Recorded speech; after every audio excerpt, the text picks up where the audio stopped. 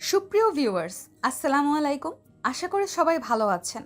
আমি আপনাদের সবার প্রিয় প্রিয়াঙ্কা বলছি। আবারও চলে এলাম আপনাদের মাঝে দুষ্টু মিষ্টি একটা প্রেমের গল্প নিয়ে।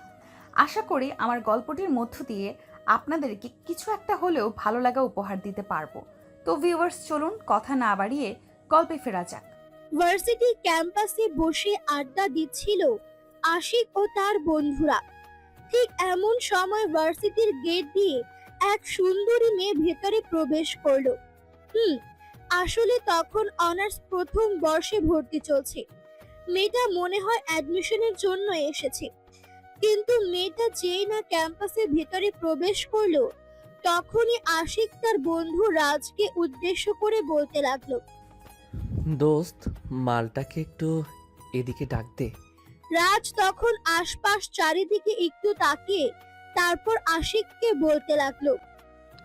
আরে ভাই, তুই কোন মালের কথা বলছিস সেটাই তো বুঝতে পারছি না।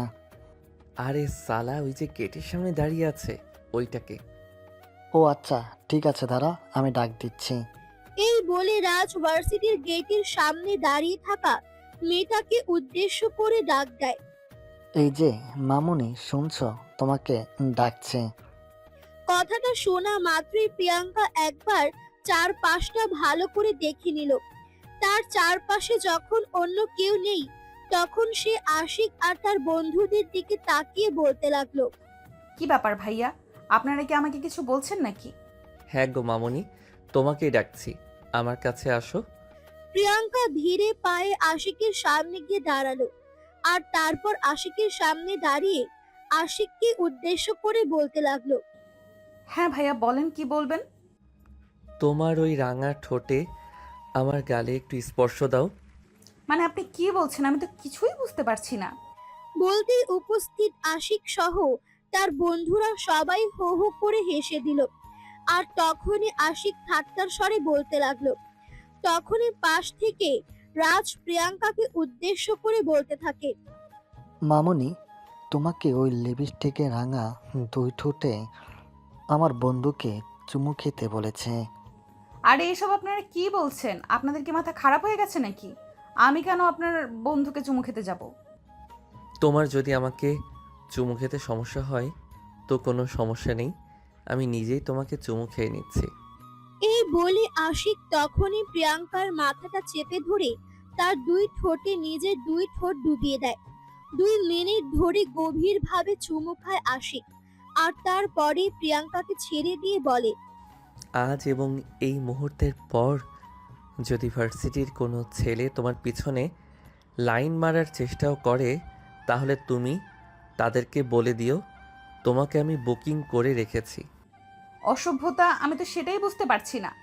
আপনারা কি ভার্সিটিতে আসা প্রত্যেকটা স্টুডেন্টদের সঙ্গে এরকম করেন নাকি? না মাই ডিয়ার, প্রত্যেকটা স্টুডেন্টের সঙ্গে কেন এরকম করতে যাব? ভার্সিটির প্রত্যেকটা মেয়েকে তো আর আমি আমার বউ বানাবো না। তোমাকে আমার মনে ধরেছে। Are you mad? আপনি জানেন আপনি কি করছেন? এর জন্য কিন্তু আপনাকে মূল্য চুকাতে হবে। এটা আমি আপনাকে বলে দিলাম, কারণ আপনি আমার পরিচয়টা জানেন না। উফ মামনি, তোমার পরিচয় জানার জন্য আমি এখানে বসে নেই। তুমি যেই হও না কেন তাতে আমার কিছুই যায় আসে না। তুমি যার ভয় আমাকে দেখাচ্ছ তার কাছে শুধু আমার পরিচয়টা দিয়ে দিও। এই বলে আশিক আর তার সমস্ত বন্ধুরা মিলে হু হু করে হাসতে হাসতে সেখান থেকে চলে গেল। এইদিকে প্রিয়াঙ্কা ভার্সিটির ভেতরে প্রবেশ করে নিজের ক্লাসরুমটা খুঁজে নিল। ভার্সিটিতে প্রিয়াঙ্কা বাসায় চলে আসে। ড্রয়িং রুমে এসে নিজের বইগুলো ছুঁড়ে ফেলে দিয়ে সোফায় বসে রাগে ফুসফুস করতে থাকে। তখনই তার বাবা সেখানে চলে আসেন।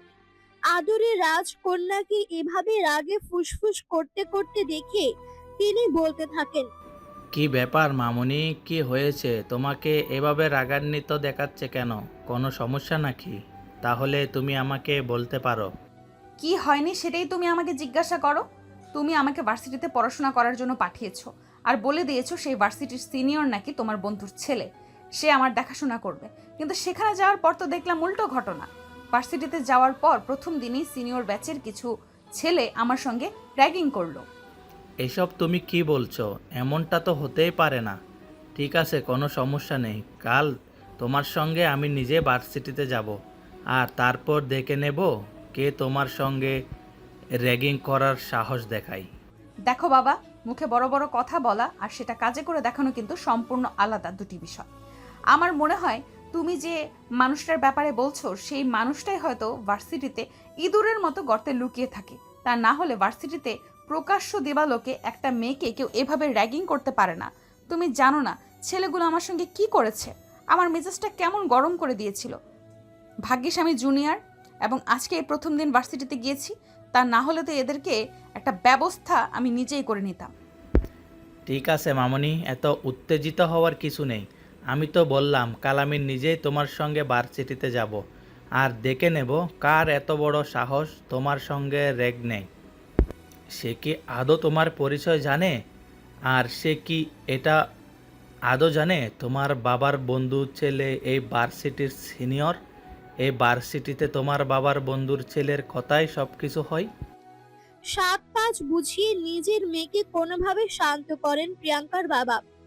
তারপর প্রিয়াঙ্কা নিজের রুমে গিয়ে ফ্রেশ হয়ে একটা লম্বা ঘুম দেয়। পরের দিন সকালবেলা প্রিয়াঙ্কা যখন ভার্সিটি যাওয়ার জন্য তৈরি হচ্ছিল, তখনই তার বাবা তাকে বলতে থাকে, মামনি, আমিও তোমার সঙ্গে আজ ভার্সিটিতে যাব। আমি দেখি কাল তোমার সঙ্গে কোন বেয়াদবের বাচ্চা বেয়াদবি করেছিল। আচ্ছা ঠিক আছে, তাহলে চলো আমার সঙ্গে, আমিও দেখি তোমার বন্ধুর ছেলের কত জোর। এমন না হয় সেখানে আবার তোমাকেও অপমানিত হয়ে ফিরে আসতে হয়। এমন কিছুই হবে না, তুমি শুধু আমাকে তোমার সঙ্গে নিয়ে চলো। এই বলে প্রিয়াঙ্কা আর প্রিয়াঙ্কার বাবা দুজনে মিলে ভার্সিটির উদ্দেশ্যে রওনা দেয়। প্রিয়াঙ্কার বাবা গাড়ি চালালে ভার্সিটির গেটের সামনে দাঁড় করায়।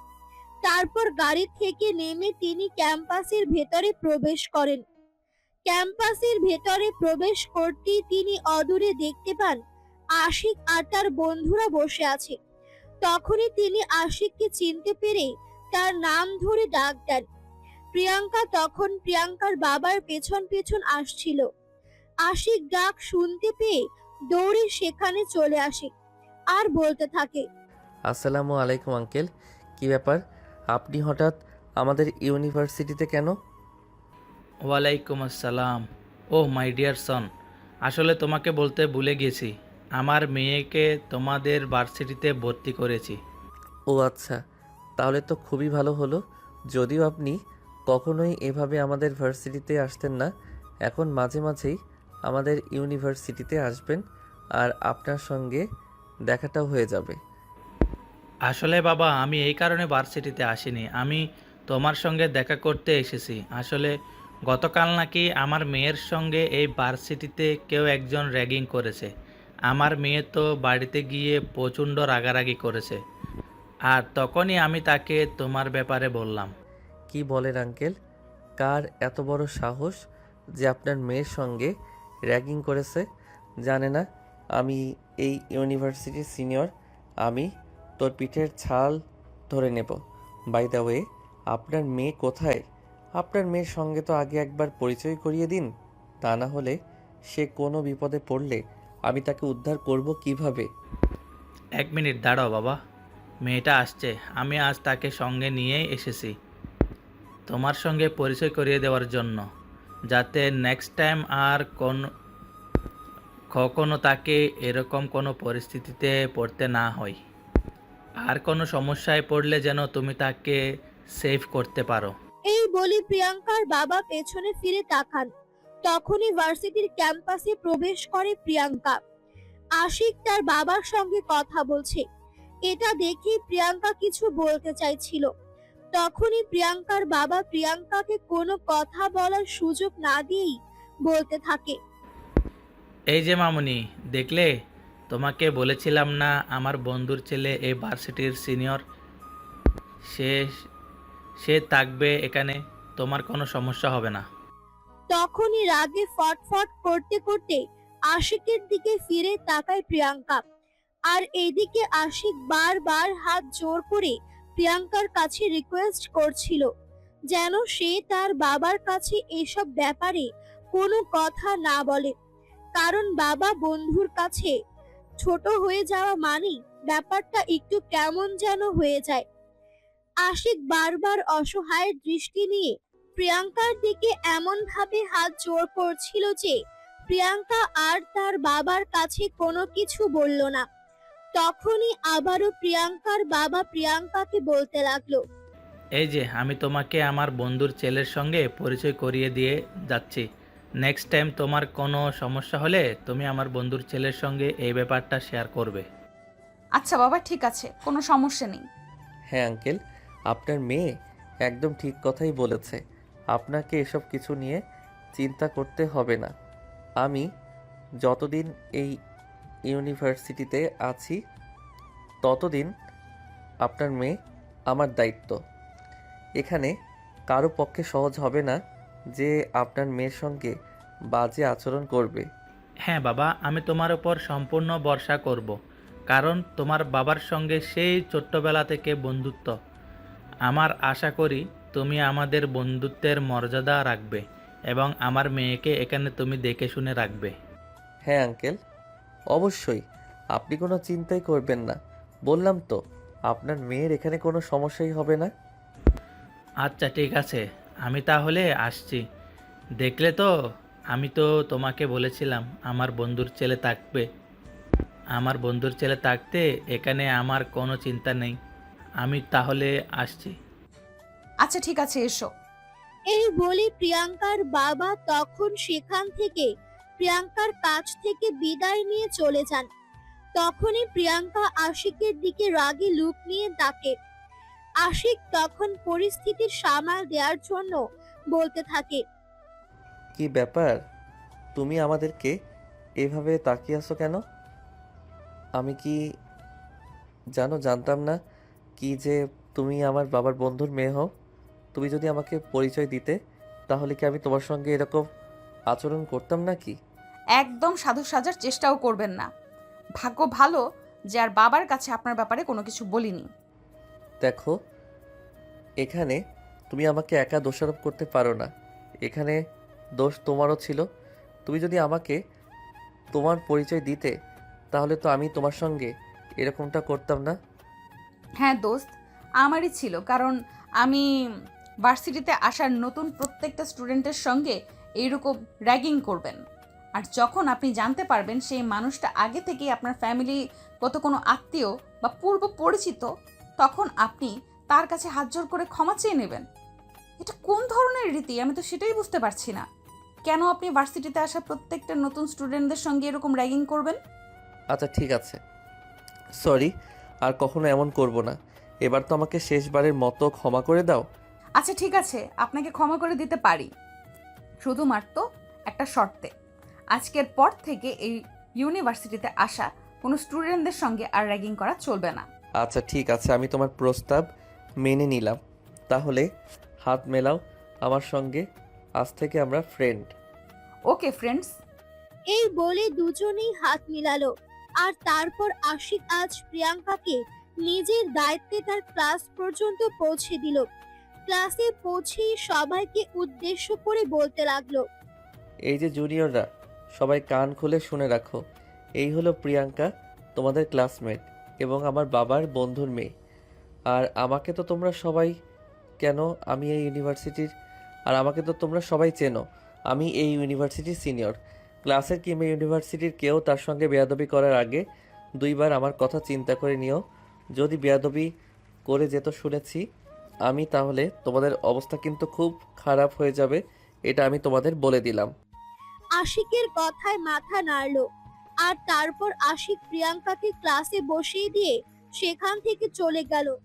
ক্যাম্পাসেই অপেক্ষা করছিল তার বন্ধুরা। আশিক সেখানে পৌঁছা মাত্রই তার বন্ধুরা তাকে বলতে লাগলো, কি ব্যাপার দোস্ত? কিছুই তো বুঝতে পারলাম না। তোদের এত কিছু বুঝে কাজ নেই, তবে মেয়েটাকে তোরা দেখে রাখবি। দেখবি কেউ যেন জিনিসটার দিকে নজর না দেয়। জিনিসটারে খুব ভাল লাগছে। সেটা তোর চেহারা দেখে বুঝতে পারছি। এখন তুই আমাকে এটা বল যে এতক্ষণ যে ভদ্রলোকের লগে দাঁড়িয়ে কথা বলছিলি সে ভদ্রলোককে? আমার হবু শ্বশুর মশাই, মানে তোদের ভাবির বাবা। ফাজলামি করার আর জায়গা পাইলি না? সত্য ঘটনা কি সেটা আমাদের বল, তা না হলে তোকে একদমই কিন্তু ছাড়ছি না। আরে আমি তাদের সঙ্গে মিথ্যা কথা কেন বলবো? তোরে আমার বন্ধু, আমার সঙ্গে যত যাই কিছু হোক না, অন্য কেউ না জানলেও অন্তত তোরা জানিস। কিন্তু তোর এই কথাটা হজম করতে পারলাম না। বাসরিতে এত সুন্দরী সুন্দরী মেয়ে মানুষ থাকতে তুই কিনা অবশেষে এই মেয়েটার প্রেমে পড়লি। সুন্দরী হলেই যে তার সঙ্গে প্রেম করতে হবে এমন তো কোনো কথা নেই। মেয়েটার মাঝে একটা অন্যরকম কিছু আছে।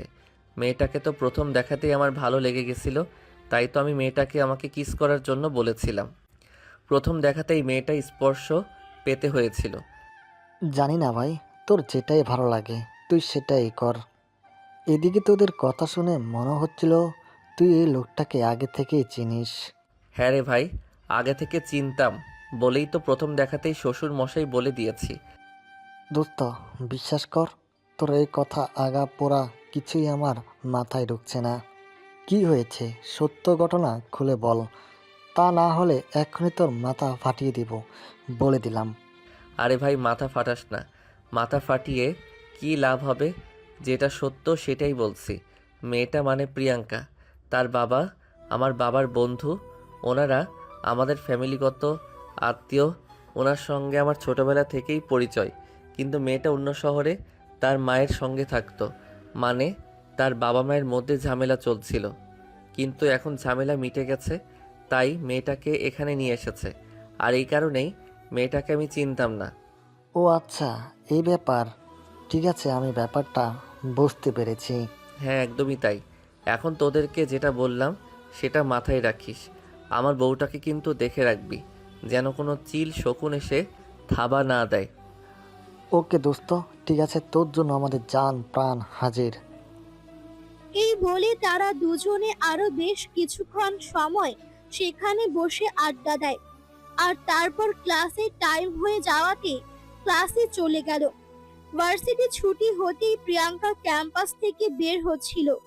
তখনই পেছন থেকে আশিক তাকে ডাক দেয় আর বলতে থাকে, একা যাবে নাকি বাসা থেকে কেউ নিতে আসবে? আমি একাই যাব। আমাকে কারো নিতে আসতে এখনও প্রয়োজন নেই। যত সব সমস্যা তো এই ভার্সিটিতেই, ভার্সিটির বাইরে তো আর কিছু নেই। আরে তুমি এখন আমার সঙ্গে রেগে গিয়ে কথা বলছো? বললাম তো সরি, আমি তোমাকে চিনতে পারিনি, তোমার কাছে ক্ষমা চাইলাম। তারপরও আমার সঙ্গে কেন এমন করছো? প্লিজ এমন করো না। আমার বাসায় যেতে হবে, কাজ আছে। এই বলে প্রিয়াঙ্কা সেখান থেকে চলে যাচ্ছিল। তখনই আশিককে সে পেছন থেকে প্রিয়াঙ্কার হাতটা ধরে ফেলে আর বলতে থাকে, একা যেতে হবে না, চলো আমি তোমাকে বাসায় পৌঁছে দিচ্ছি। লাগবে না, বললাম তো আমি একাই চলে যেতে পারবো। তখনই আশিক প্রিয়াঙ্কাকে একটা ধমক দেয় আর তারপরই বলতে থাকে, বুঝতে পারো না? তোমাকে বললাম না আমি তোমাকে বাসা পর্যন্ত পৌঁছে দেব, তারপরও কেন আমার কথা তোমার কান দিয়ে ঢুকছে না? প্রিয়াঙ্কা তখন আর কোনো কথা বলল না, চুপচাপ সেখানেই দাঁড়িয়ে রইল। আর তখনই আশিক ক্যাম্পাসের ভেতর থেকে তার ভাইকে বের করলো, ভার্সিটির গেটের সামনে এনে দাঁড় করালো। আর তারপরই প্রিয়াঙ্কাকে বলতে লাগলো। বাইকে উঠে বসো। প্রিয়াঙ্কা ফোন কোনো কথা না বলে আশিকের সঙ্গে বাইকে উঠে বসলো। আর তারপর সঙ্গে সঙ্গেই আশিক বাইক স্টার্ট করলো। সারা রাস্তা একদম মুখ বন্ধ করে বসে রইল প্রিয়াঙ্কা, কোনো কথাই বলল না। তখনই হঠাৎ আশিক প্রিয়াঙ্কাকে উদ্দেশ্য করে বলতে লাগলো, কি ব্যাপার, এভাবে চুপচাপ বসে আছো কেন? কোনো কথা কেন বলছো না? আপনার সঙ্গে আর কি কথা বলবো? আপনার সঙ্গে কোনো কথা বলার ইচ্ছেই আমার নেই।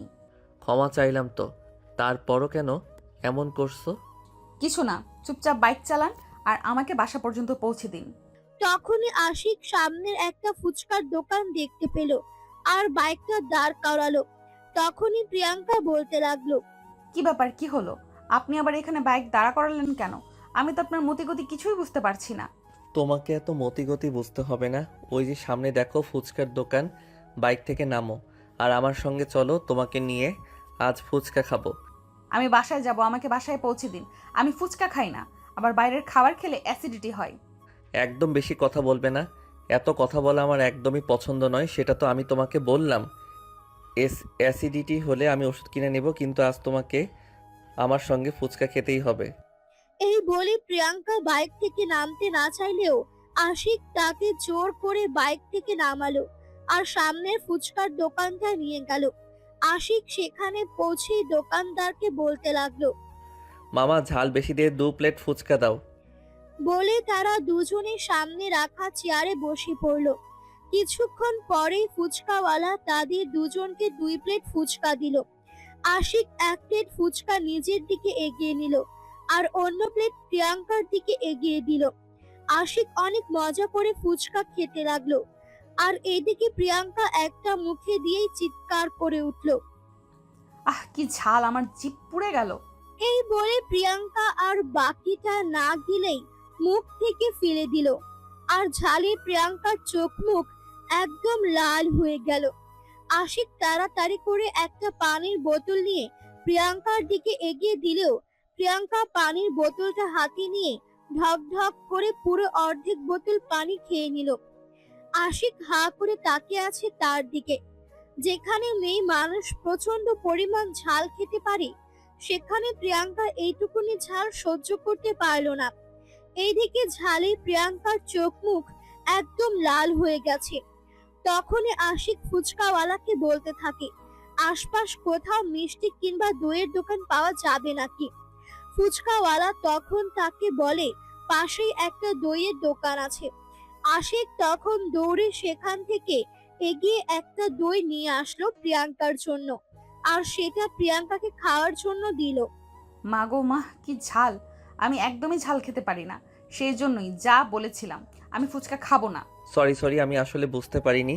তাছাড়া তুমি তো আমাকে বলতে পারতে যে তুমি ঝাল খেতে পারো না, তাহলে তোমাকে কম ঝাল দিয়ে ফুচকা বানিয়ে দিতে বলতাম। আরে আমি কি জানতাম নাকি এত ঝাল দেবে? তাহলে তো আমি আগেই না করে দিতাম। আমি তো মনে মনে ভেবেছিলাম হয়তো খেতে পারবো। বাই দ্য ওয়ে, এখন তুমি ঠিক আছো তো? হ্যাঁ, এখন ঝাল অনেকটাই কমে গেছে। আশিক তখন ফুচকাওয়ালার বিল পে করে প্রিয়াঙ্কাকে নিয়ে তার বাড়িতে চলে গেল। প্রিয়াঙ্কাদের বাড়ির সামনে এনে বাইকটা দাঁড় করালো। প্রিয়াঙ্কা তখন বাইক থেকে নেমে সোজা বাসার ভেতরে ঢুকে যাচ্ছিল। তখনই পেছন থেকে আশিক বলতে লাগলো। কেমন মেয়ে গো তুমি, আমি তো সেটাই বুঝতে পারছি না। একজন মানুষ তোমাকে বাসায় পৌঁছে দেওয়ার জন্য আসলো, আর তুমি তাকে বাসার সামনে থেকে কোনো কথা না বলেই বাসার ভিতরে ঢুকে যাচ্ছ। অন্তত 1 কাপ চায়ের দাওয়াত তো দিতে পারতে। প্রথমত আমি আপনাকে দাওয়াত দিয়ে এখানে নিয়ে আসিনি, আপনি নিজের ইচ্ছায় এখানে এসেছেন।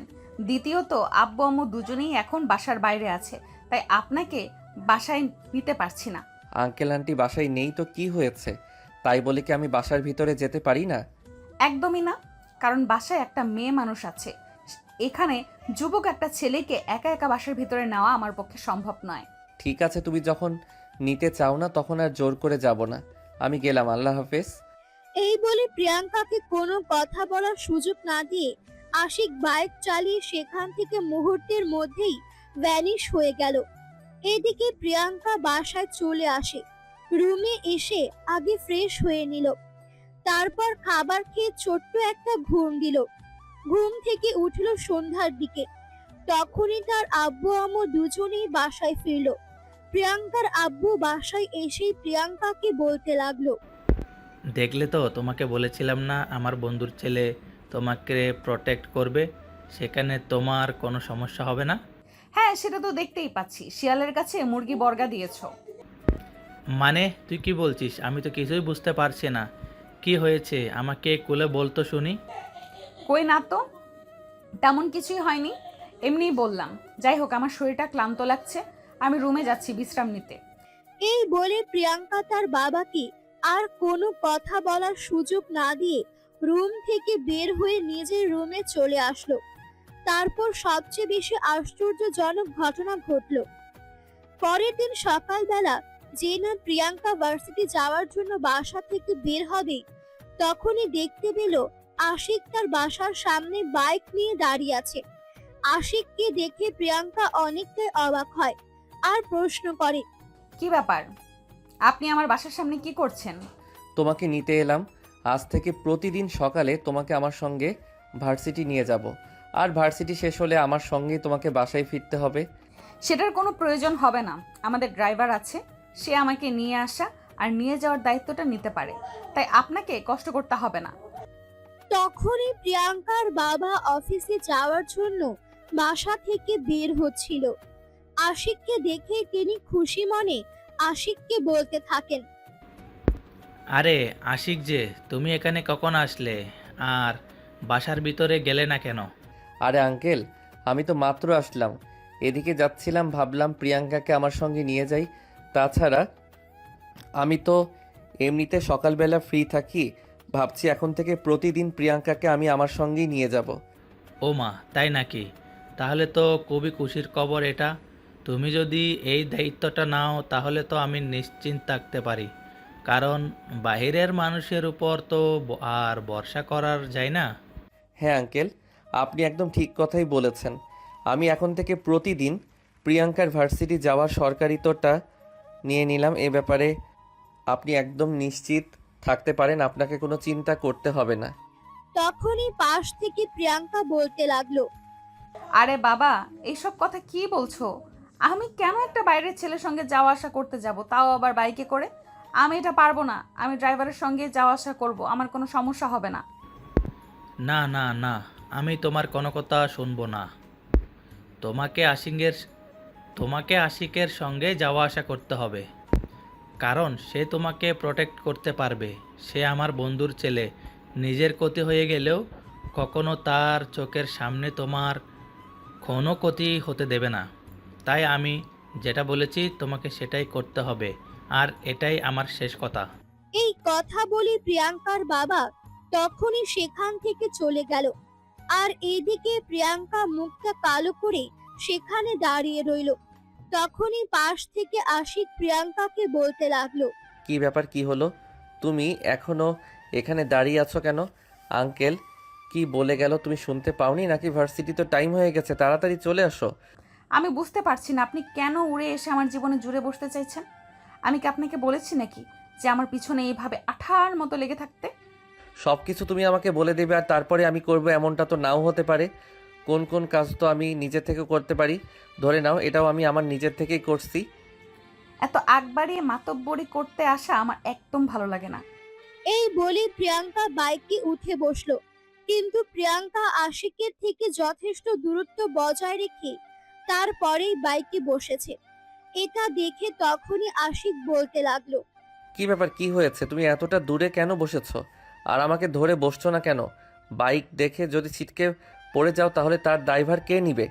ড্রাইভার তো আপনাকেই নিতে হবে, কারণ আমি আপনাকে ধরে বসতে পারবো না। আমি তো গাড়িতে করে ভার্সিটিতে চলে যেতাম, কিন্তু আপনি তো ইচ্ছে করে এই ঝামেলাটা কাঁধে নিয়েছেন, তাই এখন আপনার সঙ্গে যেতে হবে, তাই তার ড্রাইভার তো আপনাকেই নিতে হবে। দেখো, এটা কিন্তু একদমই ফাইজলামো করার ব্যাপার নয়, আমি সিরিয়াস বলছি। তুমি আমাকে ধরে বসো, তা না হলে যে কোনো সময় বাইক থেকে ছিটকে পড়ে যেতে পারো। তখন কি হবে সেটা একবার চিন্তা করেছো? এত কিছু চিন্তা করার কাজ তো আমার নয়, যা হওয়ার তাই হবে। আমি এত চিন্তা করে কি করব?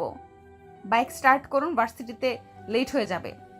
এই বলে আশিক প্রিয়াঙ্কাকে স্পর্শ না করেই সেখানে বসে রইল।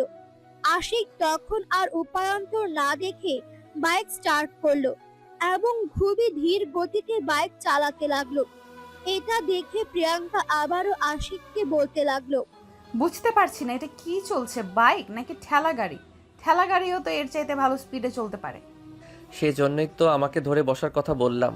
তারপর আমি কত সিডি ভাই চালাতে পারি তোমাকে সেটা দেখাই, কিন্তু তুমি তো দূরে বসে আছো, তাহলে আমি স্পিডে চালাবো কি করে? আমাকে গাড়ি থেকে নামিয়ে দিন, আমি হেঁটেই যেতে পারবো।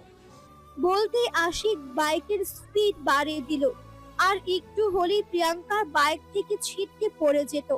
তখনই সে আশিককে জড়িয়ে ধরে। আশিক তখন কোনো কথা না বলে বাইকের স্পিড আরো বেশি বাড়িয়ে দেয়। তখনই প্রিয়াঙ্কা পেছন থেকে বলতে থাকে, এটা কি হচ্ছে? আমি তো কিছুই বুঝতে পারছি না, আপনি বাইকের স্পিড এত বাড়াচ্ছেন কেন? এভাবে আমাকে জড়িয়ে ধরার জন্য আমি যদি বাইকের স্পিড না বাড়াতাম তাহলে তুমি আমাকে এভাবে জড়িয়ে ধরতে? এখন কিন্তু একদম বেশি হয়ে যাচ্ছে, আমি কিন্তু চলন্ত বাইক থেকে লাফ দিব বলে দিলাম। এখান থেকে লাফ দিলে তোমার নিশ্চিত মৃত্যু।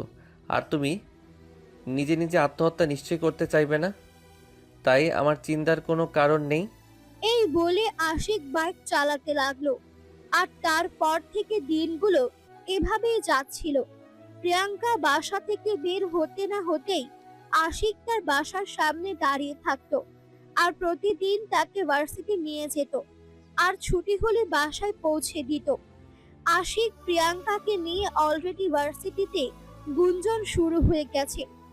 যদিও সেসব গুঞ্জনের প্রিয়াঙ্কা এখনো কান দেয়নি, তবে ভার্সিটিতে তার নতুন কিছু মেয়ে বন্ধু হয়েছে। তারাই মাঝে মধ্যে প্রিয়াঙ্কাকে এইসব বিষয় নিয়ে প্রশ্ন করে। আজকেও ক্যাম্পাসে বসে সবাই প্রিয়াঙ্কাকে এই নিয়ে প্রশ্নগুলোই করছিল। কী রে দোস্ত, তোদের কেমিস্ট্রিটা কিন্তু ঠিক মাথায় ঢুকছে না। তুই যেদিন থেকে ভার্সিটিতে এসেছিস সেদিন থেকে আশিক ভাইয়া তোর পিছনে পড়ে আছে। কারণটা কি বলতো শুনি? আরে তোরা সব বিষয়ে এত কেমিস্ট্রি কেন খুঁজতে চাস? তোরা শুধু শুধুই ভুল চিন্তা ভাবনা করছিস। কিন্তু আমার সেরকমটা মনে হচ্ছে না। আমাদের সে প্রত্যেকেরই মনে হচ্ছে ওর পিছনে অন্য কোনো কেমিস্ট্রি লুকিয়ে আছে। তোরা কি দুজন প্রেম করিস নাকি? কথাটা বলতেই প্রিয়াঙ্কা কিছুটা রেগে গেল আর বলতে লাগলো, আরে এসব কি বলছিস? আমি কেন এই ছেলেটার সঙ্গে প্রেম করতে যাব? দুনিয়াতে কি ছেলের অভাব পড়েছে নাকি? যে ছেলে ভার্সিটিতে এসে মাস্তানি করে সেই ছেলে আর যাই হোক কোনোদিনও আমার বয়ফ্রেন্ড হওয়ার যোগ্যতা রাখে না। দেখ ভাই, তুই যত যাই কিছু মনে করিস না কেন, আমাদের মনে কিন্তু সত্যি সন্দেহ হচ্ছে আশিক ভাইয়ের সঙ্গে তোর কিছু একটা চলছে। আর একটা কথা মনে রাখিস, আকাশে চাঁদ উঠলে কিন্তু মেয়ে কখনোই চাঁদকে ঢেকে রাখতে পারে না। একদিন, 2 দিন, 3 দিনের পর সেটা ফুটে ওঠেই। প্রিয়াঙ্কা তখন আর কোনো কথা বলল না, চুপচাপ বসে রইল। আর এইদিকে তখনই ক্লাসের ঘন্টা পড়ে গেল। অতঃপর প্রিয়াঙ্কা তার বান্ধবীদের নিয়ে ক্লাসরুমে চলে গেল। এভাবেই যাচ্ছিল দিনগুলো। তবে প্রিয়াঙ্কা ছিল যথেষ্ট সুন্দরী, তাই ভার্সিটিতে অনেক ছেলেরই ক্রাশ ছিল প্রিয়াঙ্কা। অনেক ছেলে প্রিয়াঙ্কার সঙ্গে লাইন মারতে চাইতো, কিন্তু প্রিয়াঙ্কা যেহেতু আশিকের সঙ্গে চলাফেরা করত আর আশিক ছিল এই ভার্সিটিতে দাপকের সঙ্গে চলাফেরা করা একজন ছেলে, তাই প্রিয়াঙ্কাকে কখনো সেভাবে কেউ কোনো কথা বলার সাহস পেয়ে উঠে না। সবাই মনে মনে ভাবে প্রিয়াঙ্কা আশিকের গার্লফ্রেন্ড। আশিক আর প্রিয়াঙ্কা দুজনে চুটিয়ে প্রেম করছে। তবে ভার্সিটিতে আশিকের বন্ধুর চাইতে শত্রুর সংখ্যা বেশি ছিল। কারণ আশিক আর যাই কিছু করুক না কেন, কখনো অন্যায়কে প্রশ্রয় দিত না। সবসময় অন্যায়কে অন্যায় বলার সাহস রাখত। আর সেই কারণেই বেশিরভাগ মানুষের সঙ্গে তার ঝামেলা বেঁধে যেত। তেমনই একজন আমাদের গল্পের খলনায়ক শুভ। শুভ আশিকের ক্লাসমেট। শুভ যেদিন প্রথম ইউনিভার্সিটিতে আসে সেদিন থেকেই আশিকের সঙ্গে তার ঝামেলা পেতে চায়। আর তারপর থেকেই তাদের কখনো বন্ধুত্বের আচরণ লক্ষ্য করা যায়নি। দুজনেই দুজনার শত্রুতে পরিণত হয়ে গিয়েছিল। যদিও আশিক কখনো নিজের থেকে শুভর ক্ষতি করতে চাইতো না, কিন্তু শুভ মাঝে মধ্যেই বিভিন্ন ঝামেলায় আশিককে জড়িয়ে ফেলতে চাইতো। তেমনই এক ঘটনা ঘটে ভার্সিটির একটা সাংস্কৃতিক অনুষ্ঠানে। বছরের শেষের দিকের সময় ভার্সিটিতে মোটামুটি বড় পরিসরে একটা সাংস্কৃতিক অনুষ্ঠানের আয়োজন করা হয়। সেখানে ভার্সিটির সবাই পার্টিসিপেট করে, কেউ গান গায়, কেউ নাচ করে। প্রিয়াঙ্কা ছোটবেলা থেকেই নাচ করতে অনেক পছন্দ করত, আর ভার্সিটিতে আসার পর থেকে পড়াশোনা নিয়ে ব্যস্ত আছে। যখন সে এই সুযোগটা পেল তখন আর মিস করতে চাইল না, তাই সে নাচের কম্পিটিশনে নাম লেখায়। যদিও আশিকই তাকে এটা করতে সাহস দিয়েছিল। সেদিন ভার্সিটির ক্যাম্পাসে প্রিন্সিপাল সবাইকে ডেকে বললেন, হ্যালো মাই ডিয়ার স্টুডেন্ট, তোমাদের জন্য একটা খুবই খুশির খবর আছে। জেনে সবাই খুবই খুশি হবে যে আগামী 14 তারিখ ভার্সিটিতে একটা সাংস্কৃতিক অনুষ্ঠানের আয়োজন করা হয়েছে। সেখানে ফার্স্ট ইয়ার থেকে শুরু করে ফাইনাল ইয়ার পর্যন্ত সবাই পার্টিসিপেট করতে পারো, এমনকি ভার্সিটি প্রফেসররাও সহ। যে যার যার মতো নাচ কেন পরিবেশন করতে পারো। তবে সেখানে ভার্সিটি ম্যানেজিং কমিটির তবে সেখানে ভার্সিটি ম্যানেজিং কমিটির সদস্যরাও থাকবে। তারা সব কিছু যাচাই বাছাই করবে এবং যারা নির্বাচিত হবে তাদেরকে পুরস্কার প্রদান করা হবে। প্রিন্সিপালের মুখ থেকে এই ঘোষণা শুনে ভার্সিটির প্রত্যেকটা স্টুডেন্ট খুবই খুশি হয়। তখনই আশিক প্রিয়াঙ্কাকে বলে, প্রিয়াঙ্কা, তুমি তো খুব ভালো ড্যান্স করতে পারো। তোমার বাবার কাছে শুনেছিলাম। আমি চাই তুমি এই কম্পিটিশনে ড্যান্স করো। আর আমার বিশ্বাস তুমি কম্পিটিশনে ড্যান্স করলে তুমি ফার্স্ট হবে। সেটা তো আমি স্কুল লাইফে করতাম। কলেজে আসার পর থেকে সেসব বন্ধ করে দিয়েছি, আর কখনো রিহার্সেলও করা হয়নি। কারণ কারণ স্কুলের গণ্ডি পেরানোর পর থেকেই পড়াশোনার প্রতি আগ্রহটা আমার বেশি বেড়ে গেছে। তাই সেই সব থেকে মনোযোগ দেওয়ার মতো সময় আমার আর হয়ে ওঠে না। এতদিন রিহার্সাল করনি তো কি হয়েছে? এখন থেকে রিহার্সাল করবে। আমি চাই তুমি এখানে পার্টিসিপেট করবে। কিন্তু আমি এখন বড় হয়ে গেছি, আর তাছাড়া বাবা যদি জানতে পারে তাহলে আমাকে বকা দিবেন। কোনো কিছুই হবে না। আঙ্কেলকে নিয়ে তোমাকে কিছু চিন্তা করতে হবে না। আঙ্কেলকে ম্যানেজ করার দায়িত্ব আমার। তুমি শুধু নিজেকে প্রিপেয়ার করো। আমি আঙ্কেলকে এমন করে বলবো, দেখবে যে বলতেই পারবে না। প্রিয়াঙ্কা ছোটবেলায় নাচ অনেক ভালোবাসতো, তাই এতদিন পর নাচ করার সুযোগ পেয়ে সে এটা হাতছাড়া করতে চাইছিল না। তাই সে আশিকের কথায় রাজি হয়ে গেল এবং মনে মনে নাচ করার প্রস্তুতি নিতে লাগলো। শুধু মনে মনে বললে ভুল হবে। প্রিয়াঙ্কা প্রতিদিনই বাড়িতে গিয়ে নাচের রিহার্সাল করত। আর এদিকে দেখতে দেখতে ভার্সিটি কম্পিটিশনের ডেটও চলে আসছিল। তাই সেদিন প্রিয়াঙ্কা আশিককে বলে, কি ব্যাপার, তুমি না বললে আব্বুর সঙ্গে কথা বলবে আমি যাতে ভার্সিটি কম্পিটিশনে ডান্স করতে পারি সে ব্যাপারে? হ্যাঁ, আমি তো অবশ্যই আঙ্কেলের সঙ্গে কথা বলবো। আসলে কয়দিন ধরে একটু ব্যস্ত আছি, তাই মনে ছিল না। আজকে আমি তোমার সঙ্গে তোমাদের বাড়িতে যাব, আর তারপরে আঙ্কেলের সঙ্গে কথা বলবো।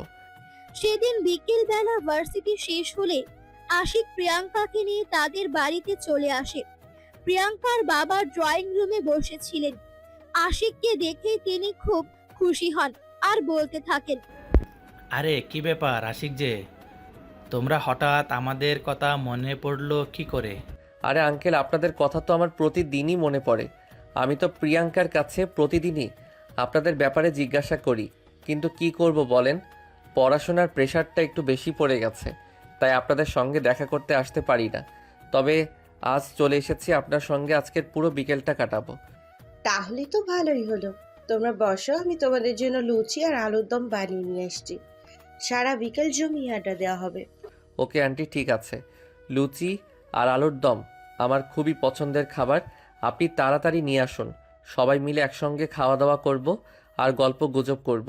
তাহলে বিকেলটা ভালোই কেটে যাবে। এদিকে প্রিয়াঙ্কা তখন নিজের রুমে গিয়ে ইন্টারেস্ট চেঞ্জ করে ফ্রেশ হয়ে ব্যালকনিতে বসে থাকে। আশিক আর প্রিয়াঙ্কার বাবা বসে বসে গল্প করছিল। তখনই প্রিয়াঙ্কার বাবা আশিককে বলতে লাগলো, তুমি জানো প্রিয়াঙ্কার সঙ্গে ওর রুমে বসে গল্প করো, ততক্ষণে তোমার আন্টি আলুর দম আর লুচি বানিয়ে নিয়ে আসুক। না আঙ্কেল, সেটার কোনো প্রয়োজন হবে না, আমি এখানেই ঠিক আছি। আরে তুমি এরকম কেন বলছো? তোমাকে তো আমরা কখনোই বাইরের মানুষ মনে করি না। তুমি আমার কাছে আমার ছেলের মতোই। যাও প্রিয়াঙ্কার রুমে ওর সঙ্গে বসে গল্প করো।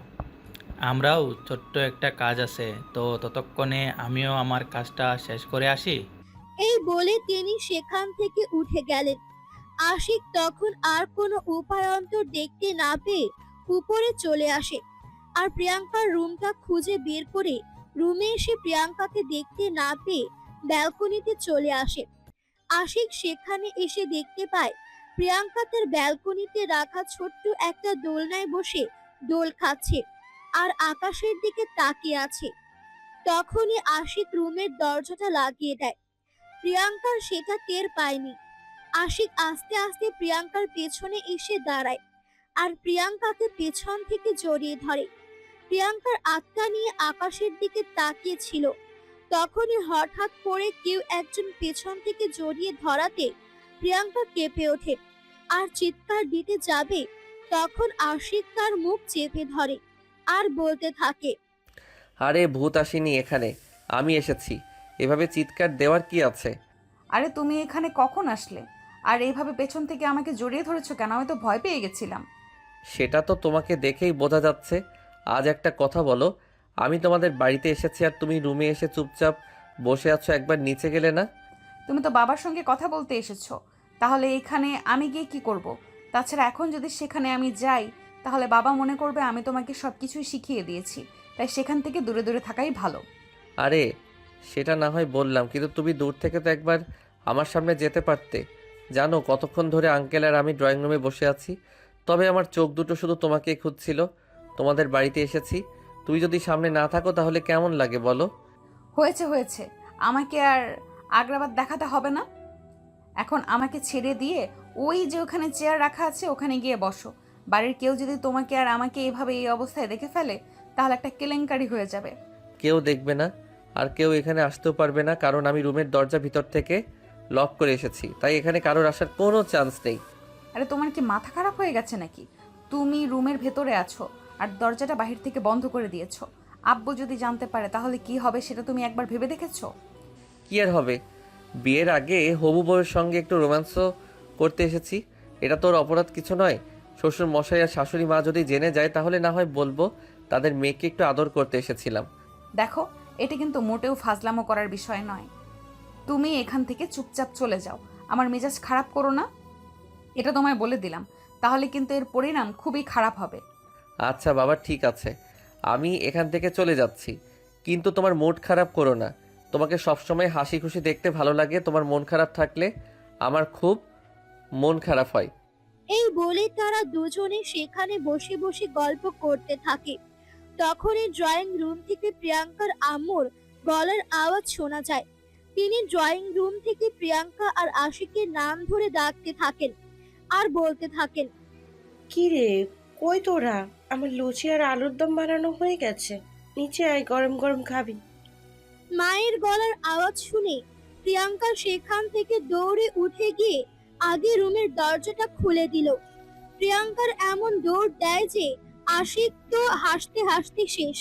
আশিক পেছন পেছন এসে প্রিয়াঙ্কাকে বলতে লাগলো, কি ব্যাপার, কি হলো তোমার? আমি তো কিছুই বুঝতে পারলাম না, তুমি এভাবে হঠাৎ করে দৌড় দিলে কেন? তুমি যে মাথা খারাপ সেই জন্য তুমি এভাবে রুমের দরজাটা ভেতর থেকে লক করে দিয়েছো। এখন যদি আম্মু এসে দেখতে পেত আমরা দুজন রুমের ভেতরে আর রুমের দরজাটা ভেতর থেকে লক করা, তখন কি হতো সেটা একবার চিন্তা করেছো? আশিক তখন মুচকি মুচকি হাসতে থাকে। এটা দেখে প্রিয়াঙ্কা রেগে যেতে শুরু করে, কিন্তু আশিক তাকে বেশি রাখতে না দিয়ে তার হাত ধরে টানতে টানতে সিঁড়ি দিয়ে নিচে চলে এলো। প্রিয়াঙ্কার আব্বুও তখন নিজের কাজ শেষ করে ড্রয়িং রুমে চলে আসে, আর তারপর সবাই মিলে একসঙ্গে অনেক মজা করে লুচি আর আলুর দম খেতে থাকে। খাওয়া প্রায় অর্ধেক হয়ে গেছে। তখনই কথার ছলে আশিক প্রিয়াঙ্কার বাবাকে বলে, আঙ্কেল, আসলে আমি আপনার সঙ্গে একটা ব্যাপারে কথা বলতে এসেছিলাম, যদি আপনি অনুমতি দেন তো আমি সেই ব্যাপারে আপনার সঙ্গে কথা বলতে চাই। হ্যাঁ অবশ্যই, কেন নয়, বলো তুমি কি বলবে। তাছাড়া এতে অনুমতি নেওয়া আর কি আছে? আমি তো তোমাকে বললাম আমি তোমাকে আমার ছেলের মতোই স্নেহ করি, তাই যা বলার নির্দ্বিধায় বলে ফেলো, কোনো সমস্যা নেই। না মানে আসলে আঙ্কেল, 14 তারিখ আমাদের ভার্সিটিতে একটা প্রোগ্রাম আছে, সেখানে আমরা সবাই পার্টিসিপেট করব। তাই বলছিলাম প্রিয়াঙ্কা সেখানে ডান্স কম্পিটিশন করবে, মানে আপনি তো বলেছিলেন প্রিয়াঙ্কা খুব ভালো ডান্স করতে পারে, তাই আমরা সবাই বলছিলাম আর কি, প্রিয়াঙ্কা যদি এখানে কম্পিটিশনে অংশগ্রহণ করে তাহলে তাহলে সবারই খুব ভালো লাগবে। হ্যাঁ সেটা তো স্কুল লাইফে ছিল।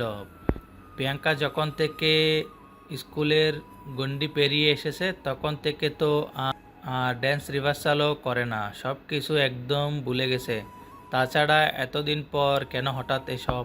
দেখুন আঙ্কেল, আমাদের মেধা বিকাশের জন্য যেমন পড়াশোনা প্রয়োজন, তেমনি মনকে ভালো রাখার জন্য একটু আনন্দ উল্লাস করারও প্রয়োজন আছে। তাই বলছিলাম আর কি, প্রিয়াঙ্কা যদি আমাদের সঙ্গে কম্পিটিশনে পার্টিসিপেট করতো তাহলে প্রিয়াঙ্কা সহ আমাদের সবারই খুব ভালো লাগতো। ঠিক আছে, প্রিয়াঙ্কা যদি পার্টিসিপেট করতে চায় তো করবে, আমার কোনো সমস্যা নেই। কথাটা শুনে আশিক খুশিতে চিৎকার দিয়ে ওঠে আর বলতে থাকে, yahoo, thank you uncle, thank you so much. আমি জানতাম আপনি রাজি হবেন, তাই তো আমি সবাইকে কথা দিয়ে এসেছি। প্রিয়াঙ্কা, আমাদের সঙ্গে পার্টিসিপেট করবেই, আর সেটার দায়িত্ব আমার। এদিকে প্রিয়াঙ্কাও মনে মনে অনেকটাই খুশি হয়, কারণ সে মনে মনে ভেবেছিল তার বাবা হয়তো তাকে ভার্সিটির কম্পিটিশনে পার্টিসিপেট করতে দেবে না, কিন্তু এত সহজে তার বাবা রাজি হয়ে যাবে এটা সে ভাবতে পারেনি। গল্প করতে করতে কখন যে সন্ধ্যা হয়ে গেল এটা কেউ খেয়ালই করতে পারলো না। তখনই হঠাৎ করে আশিক সবাইকে উদ্দেশ্য করে বলতে লাগলো, যা বাবা, সন্ধ্যা 7টা বেজে গেল, এখন তো আমাকে বাসায় যেতে হবে, না হলে আবার আম্মু টেনশন করা শুরু করে দিবে। এমনিতেই আজকে ফোন নিয়ে আসতে ভুলে গেছি, আমাকে ফোন দিয়ে না পেলে তো আমার আম্মু পাগল হয়ে যায়।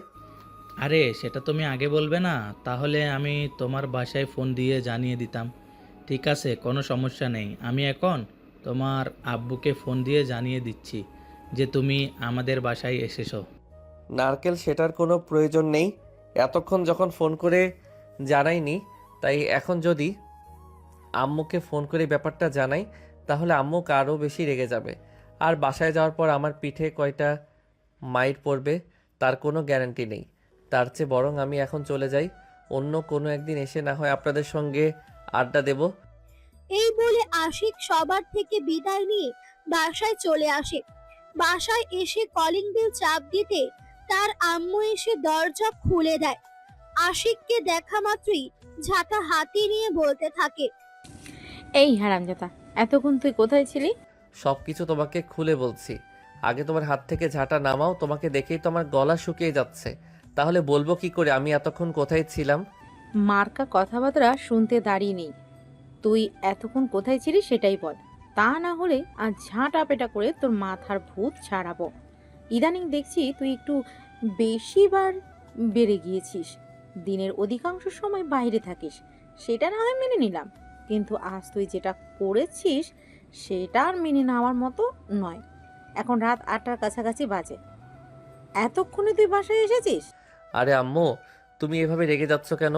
তুমি আগে আমার কথা তো শুনবে, তারপর তো বলবে। কি শুনবো তোর কথা? তুই গার্লফ্রেন্ড নিয়ে ডেটিংয়ে গেছিলি, সেটাই তো শোনাবি, তাই না? এসব কথা শোনার সময় আমার নেই, ঝাঁটাপেটা করে তোর মাথা থেকে এই ভূত আমি আজকে ছাড়িয়ে ছাড়বো। তখনই পেছন থেকে আশিকের ছোট বোন দীপা দুষ্টুমি করে বলতে থাকে, তা ভাইয়া, আমার ভাবিটা দেখতে কেমন সেটা তো আমাকে দেখালি না। তোকে একবার হাতের কাছে পাই, তারপর না হয় দেখিয়ে দেব। ফাইজলামো মার্কা কথাবার্তা বন্ধ কর। এই আমার দিকে তাকা, আমি তোর সঙ্গে কথা বলছি। আশিক তার আম্মুর সাথে কথা বলতে থাকে, আর সে যে প্রিয়াঙ্কাদের বাসায় গিয়েছিল সেটা খুলে বলে। এই কথা শুনে আশিকের আম্মু আশিককে বলতে থাকে, সেটা নয় বুঝলাম, সেখানে গিয়েছিলি এটা আমাকে বলে গেলেই হতো পার্টি, তাছাড়া তুই তোর ফোনটা সাথে নিয়ে গেলেই তো পারতি। আমি তোকে কয়েক হাজার ফোন দিয়েছি, কিন্তু অবশেষে তোর রুমে গিয়ে দেখলাম তোর মোবাইল তোর রুমেই রয়ে গেছে। ফোনটা যদি সঙ্গে নিয়ে যেতে বা একটা ফোন করে আমাদেরকে এটা জানিয়ে দিতে, তাহলে তো আর আমাকে এতটা টেনশন করতে হতো না। আমার ভুল হয়ে গেছে আম্মু, এবারের মতো আমাকে ক্ষমা করে দাও, আর কখনো এমন করব না, এটাই লাস্ট। এই বলে টান ধরে আম্মুর কাছ থেকে ক্ষমা চেয়ে নেয় আশিক। আর ঠিক তখনই পেছন থেকে দীপা আবারও বলতে থাকে, তোমার ছেলের কথা একদম বিশ্বাস করো না আম্মু, তোমার ছেলে মিথ্যা কথা বলছে। সে অন্য কোথাও গিয়েছিল তার গার্লফ্রেন্ডকে নিয়ে ডেটিংয়ে, সেটা তোমার ছেলের চেহারা দেখেই বোঝা যাচ্ছে। দেখ দীপা, এখন কিন্তু একদম বেশি বাড়াবাড়ি হয়ে যাচ্ছে। যেটা আমি করিনি সেটা কেন আমি নিজের ঘরে তুলে নেব? আমি তো বললাম আমি কোথাও যাইনি, আমি আঙ্কেলদের বাসায় গিয়েছিলাম আর এতক্ষণ সেখানেই ছিলাম। আর আম্মু, তোমার যদি আমার কথা বিশ্বাস না হয় তাহলে তুমি আঙ্কেলের নাম্বারে ফোন করে জেনে নাও, উনি যদি বলে আমি তাদের বাসায় ছিলাম না, তাহলে তুমি যেই শাস্তি দেবে তাহলে আমি সেই শাস্তি মাথা পেতে মেনে নিব। আশিকের আম্মু তখন মনে মনে সেটাই ঠিক করলো, কারণ তিনিও আশিকের কথা তেমন একটা বিশ্বাস করলেন না। তাই তিনি দীপাকে বললেন মোবাইলটা নিয়ে আসতে। দীপা মোবাইলটা নিয়ে আসলে তিনি প্রিয়াঙ্কার বাবার নাম্বারে ফোন দেন। আসসালামু আলাইকুম ভাই সাহেব, কি অবস্থা, কেমন আছেন আপনারা? ওয়ালাইকুম আসসালাম ভাবি, এই তো আলহামদুলিল্লাহ, আল্লাহর অশেষ রহমতে ভালোই আছি। আপনাদের কি খবর? এই তো আলহামদুলিল্লাহ ভালো। ও আচ্ছা, ভালোই হলো আপনি ফোন দিলেন। আমি নিজেই আপনাকে ফোন দিতে চেয়েছিলাম, কিন্তু তারপর আর দেওয়া হয়নি। ও তাই নাকি? তাহলে বলেন না কেন ফোন দিতে চেয়েছিলেন? আসলে আজ ভার্সিটি ছুটি হওয়ার পর আশিক প্রিয়াঙ্কার সঙ্গে আমাদের বাড়িতে চলে এসেছিল, আর তারপর আমাদের সঙ্গেই বসে গল্প করছিল। তখনই সে হঠাৎ বলল তারা নাকি আপনাকে বলে আসতে মনে নেই। বাড়িতে যাওয়ার পর আপনি নাকি তাকে বকাঝকা করবেন, তাই আমি ফোন দিতে চেয়েছিলাম, কিন্তু সে আমাকে না করলো। ও আচ্ছা, এই ব্যাপার তাহলে। আমিও আপনাকে এই জন্যই ফোন দিয়েছিলাম।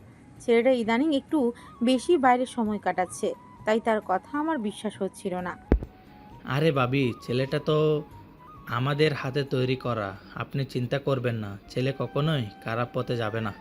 তারপরেও তো ভাই সাহেব, এই যুগে ছেলে পেলে বলে কথা, এত নিশ্চিন্তে থাকা যায় নাকি? একটু তো ডর ভয় লাগেই। তাই আমি আপনাকে ফোন করেছিলাম এই ব্যাপারে নিশ্চিত হবার জন্য। তারপর আশিকের আম্মু আর প্রিয়াঙ্কার বাবা দুজনে কথার প্রসঙ্গ পাল্টে নিল আর নিজেদের মধ্যে বেশ কিছুক্ষণ গল্প গুজব করে ফোন কেটে দিল। রুমে এসে প্রিয়াঙ্কার নাম্বারে ফোন দিল। প্রিয়াঙ্কাকে কন টেবিলে বসে পড়ছিল, মোবাইলটা বিছানার উপর সাইলেন্ট করে রাখা ছিল, তাই আশিক কল করেছে সেটা প্রিয়াঙ্কা বুঝতে পারেনি। পড়া শেষ হলে রাত 11টায় খাওয়া দাওয়া করে যে না বিছানায় ঘুমাতে যাবে, তখনই ফোনটা হাতে নিয়ে দেখে আশিক তাকে অনেকগুলো কল করেছে। প্রিয়াঙ্কা তাড়াতাড়ি করে কল ব্যাক করলো, আর তখনই অপর প্রান্ত থেকে আশিকের রাগ মাখা কণ্ঠে শুনতে পেল। কি ব্যাপার, এতক্ষণ কোন বয়ফ্রেন্ডের সঙ্গে ডেটিং মারছিলে যে আমি তোমাকে ফোন দিলাম আর সেই ফোনটা রিসিভ করার সময় পেলো না, 3 ঘন্টা পর কল ব্যাক করলে? আরে তুমি এভাবে বলছো কেন? আমি কার সঙ্গে কথা বলতে যাব? আমি তো পড়ছিলাম। তাছাড়া তুমি তো জানোই আমি যখন পড়তে বসি তখন আমার মোবাইল সাইলেন্ট করা থাকে, তাই আমি তোমার ফোনটা দেখতে পাইনি। তা এতক্ষণে কেন ফোন দিলে? আর ফোন না দিলেও তো পারতে। I am sorry. এখন বলো কি বলবে? কি করছো তুমি? এই তো খাওয়া দাওয়া শেষ করে রুমে আসলাম, এখন ঘুমিয়ে পড়তাম, মোবাইলটা হাতে নিতেই তোমার কল দেখতে পেলাম আর কল ব্যাক করলাম। জানো, যখন তোমাকে জড়িয়ে ধরছিলাম তখন তোমার এই রাঙা ঠোঁটে একটু ভালোবাসার উষ্ণতা দিতে খুব ইচ্ছে করছিল। ফাজিল একটা, সব সময় শুধু ফাজলামো মার্কা কথাবার্তা।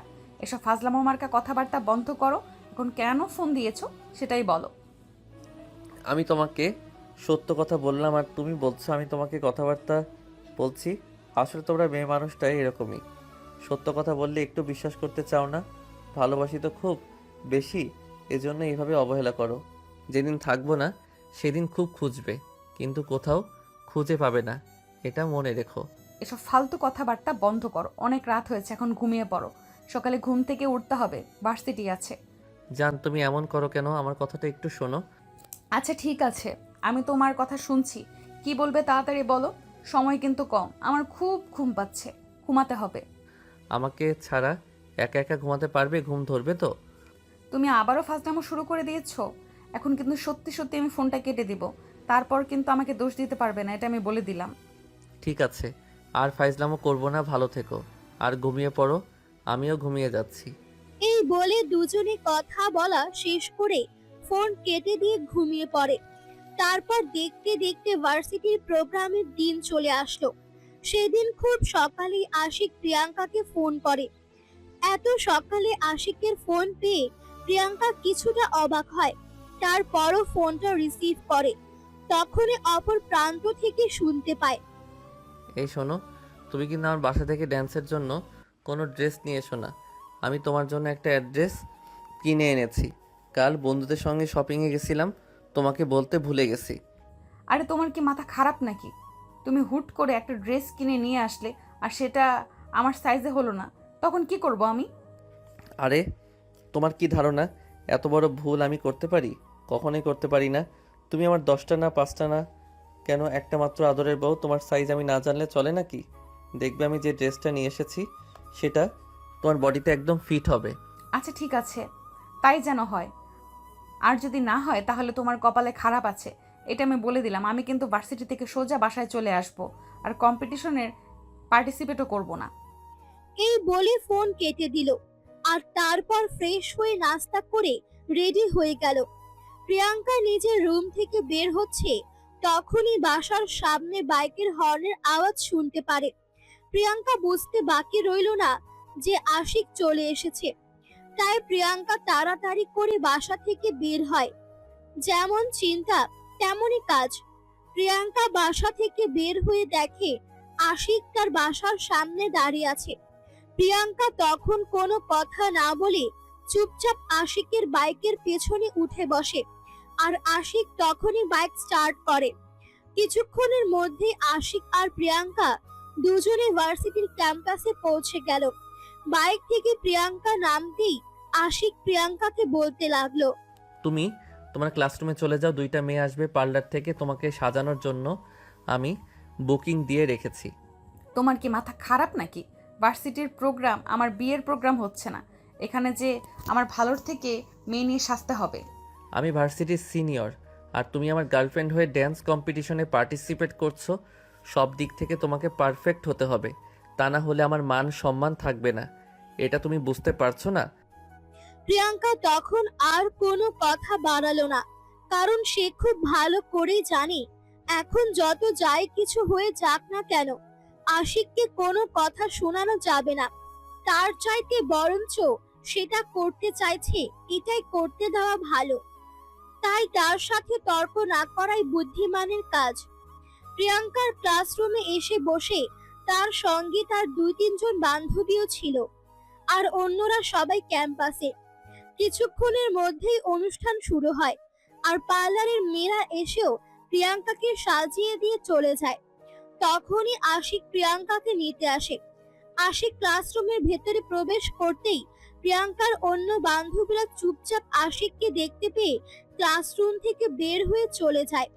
প্রিয়াঙ্কা পেছন ফিরে বসেছিল, তার বান্ধবীরা এভাবে হুট করে কথা না বলে চলে যাচ্ছে এটা দেখে প্রিয়াঙ্কা উঠে দাঁড়ায়, আর পেছন ফিরে তাকিয়ে দেখে আশিক সেখানে দাঁড়িয়ে আছে। প্রিয়াঙ্কা তখন কিছুই বুঝতে না পেরে আশিককে বলতে থাকে, কি হলো? আমি তো কিছুই বুঝতে পারলাম না। তোমাকে দেখতে পেয়ে ওরা এখান থেকে এভাবে চলে গেল কেন? কারণ ওরা জানে আমি আমার বউয়ের সঙ্গে একটু রোমান্স করতে এসেছি, তাই চলে গেছে। তুমি এখানে এসে ফাজলামো শুরু করে দিয়েছো, এটা কিন্তু তোমার কাছ থেকে আশা করিনি। চুপচাপ এখান থেকে বের হয়ে যাও, এটা ভার্সিটি, যে কোনো সময় যে কেউ এখানে চলে আসতে পারে। একা যাওয়ার জন্য তো আসেনি, আমি এখান থেকে তোমাকে নিয়ে যেতে এসেছি। চলো আমার সঙ্গে, প্রোগ্রাম শুরু হয়ে গেছে, কিছুক্ষণের মধ্যেই তোমার নাম অ্যানাউন্স করা হবে। এই বলে আশিক প্রিয়াঙ্কার হাত ধরে ক্লাসরুম থেকে বের হয় আর ক্যাম্পাসে চলে যায়। দুজনে কিছুক্ষণের মধ্যেই প্রিয়াঙ্কার নাম মাইকে অ্যানাউন্স করা হলো, আর প্রিয়াঙ্কা স্টেজে উঠে গেল ডান্স করার জন্য। প্রিয়াঙ্কা ডান্স করতে থাকে, তখনই হঠাৎ কোথা থেকে ভার্সিটির কিছু ছেলে স্টেজে উঠে যায়, আর প্রিয়াঙ্কাকে ভরা ক্যাম্পাসের সামনে বাজেভাবে টাচ করতে থাকে আর বিভিন্ন অঙ্গভঙ্গি করতে থাকে। একদম ঠিকই শুনেছেন, ছেলেগুলো শুভর বন্ধুরা, মানে আশিকের ক্লাসমেট। আশিক তখন কোনো একটা কাজে ব্যস্ত ছিল।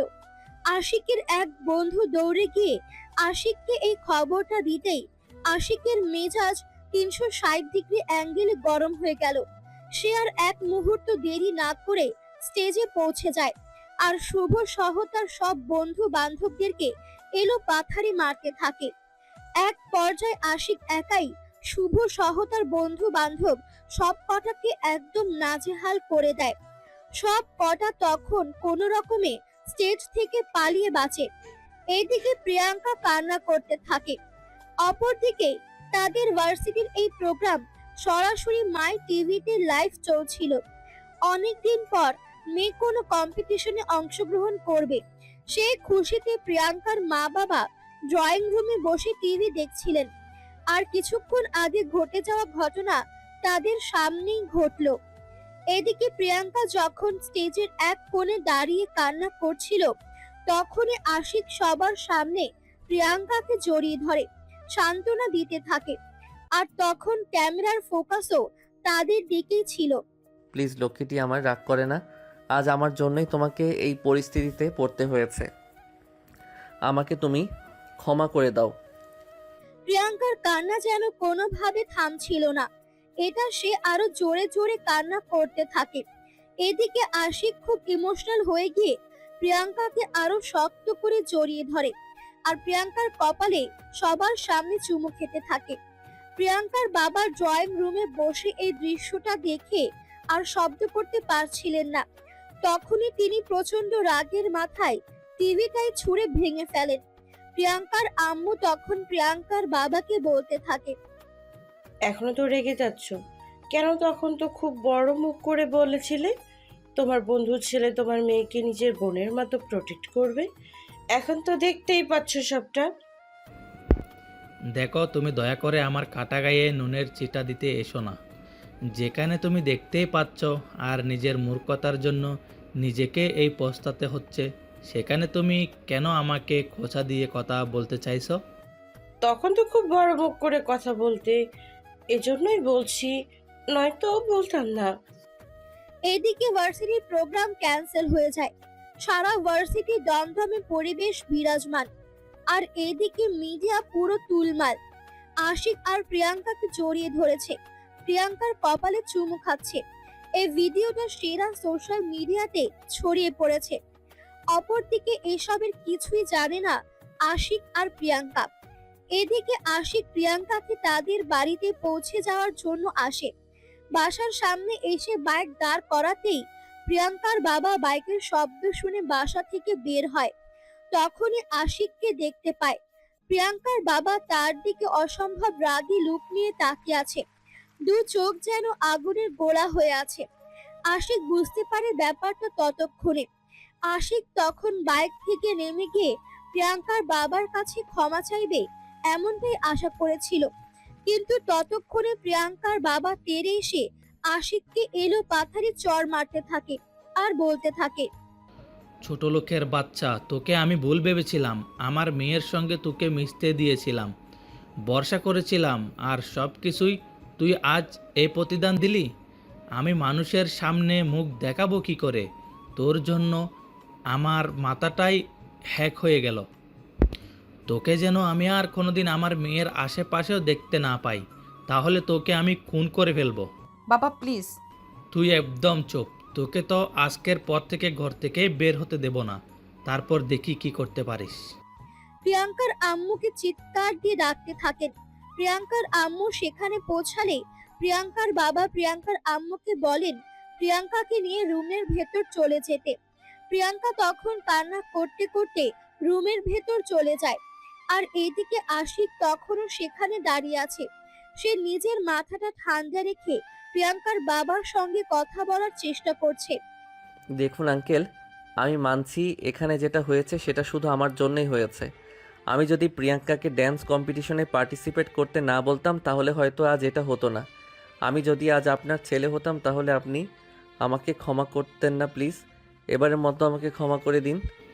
এই ছোট লোকের বাচ্চা, তুই ভাবলি কি করে আমি তোকে ক্ষমা করে দেব? তোর এত বড় সাহস, তুই অন ক্যামেরায় আমার মেয়েকে চুমুকাস? তুই কি ভেবেছিস তোর মতো ছোট লোকের কাছে এসব কীর্তিকলাপ করলে আমার মেয়েকে তুলে দেব? কখনোই না। ততক্ষণে আশিকের মনে পড়ল আশিক যখন প্রিয়াঙ্কাকে জড়িয়ে ধরে চুমু দিয়েছিল তখন হয়তো ক্যামেরার ফোকাস তাদের দিকে ছিল। এদিকে প্রিয়াঙ্কার বাবা একটার পর একটা নির্লজ্জনক কথা বলেই যাচ্ছে আশিককে।